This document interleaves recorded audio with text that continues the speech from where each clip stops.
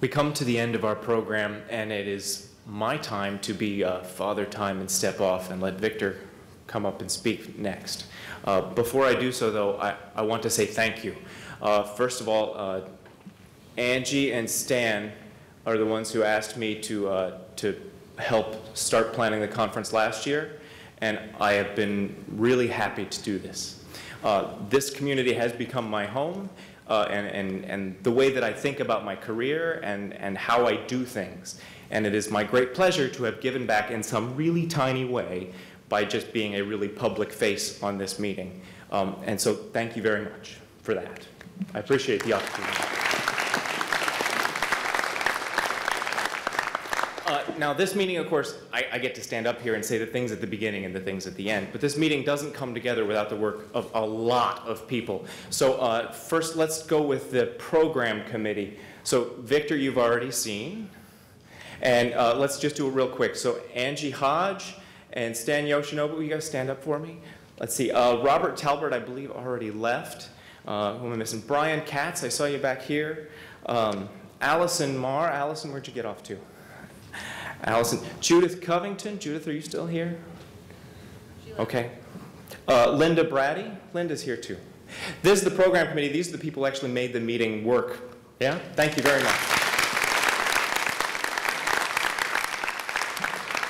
I'd also like to thank the wonderful speakers we had that anchored this conference. Ed Berger, David Webb, Eric Stade, Angie Hodge, David Clark, and Dave Kung. Thank you very much for coming.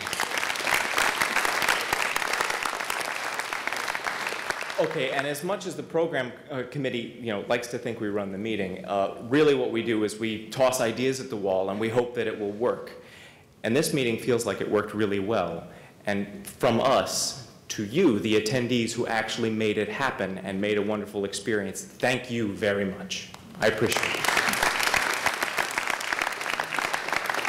Okay, now you may or may not already know this, but a lot of the stuff that makes this meeting run happens because of staff members of invisible organizations here. So if you'll help me, please, in thanking the staff here. So from the Educational Advancement Foundation, we have Albert Lewis, Judy Diaz, Chris Deach, Bill Hamilton, and Fane Brock, and most importantly, my point person for making sure things get done, Norma Flores. Is Norma in the room?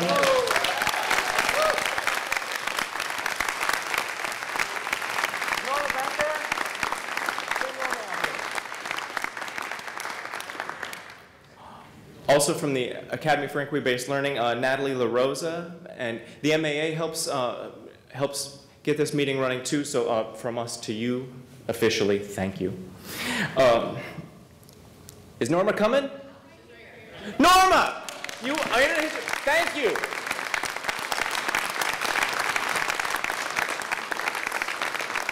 We have rooms, you have hotel rooms, we have meeting space, thank you. Yeah. Banning, Larry, and the AV staff for helping keep everything running smoothly. Thank you very much.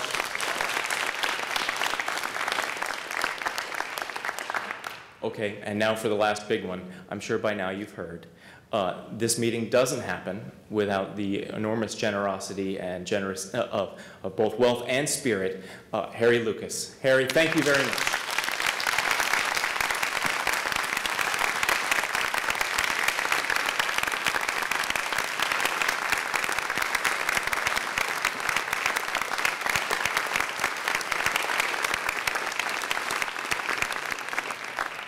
So for a few closing thoughts, I'll leave you with Victor.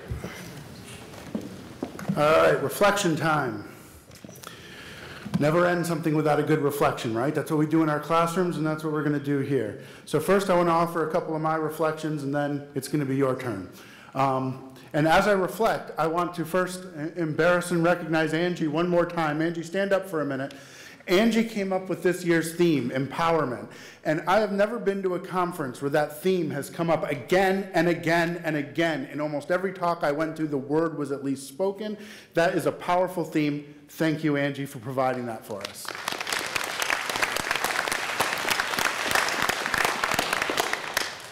I'm sure yesterday, after the big news broke, a lot of people across the country felt empowered. Today, I think as we close this conference, many of us feel empowered as well. After seeing the data that Sandra Larson had to share, I realized we are making a difference, a critical difference in the lives of our students. And after listening to David's closing plenary, I realized we can make an even better difference. The potential that is in this room is limitless. It is up to us to accept David's challenge and go out there and improve and diversify this community to make better lives for all.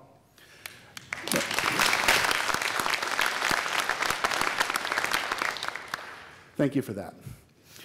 Part of empowerment and part of that responsibility is thinking about Ed Berger's and is also Michael Starbird's 20-year question. Now, for your reflection, what I'm going to ask you to do is a little bit more modest. I want you to think about the 1-year question, all right? So we're going to do a little think pair with this. We don't have time for the share, but if you're on Twitter or other social media, you can do your shares using the hashtag RLM15. But here's the 1-year question for us. And the question is about how we have been empowered over the last 3 days. I want you to think about, when you reflect on this conference 1 year from today, what is your one biggest takeaway going to be? All right, take a minute and talk at your tables.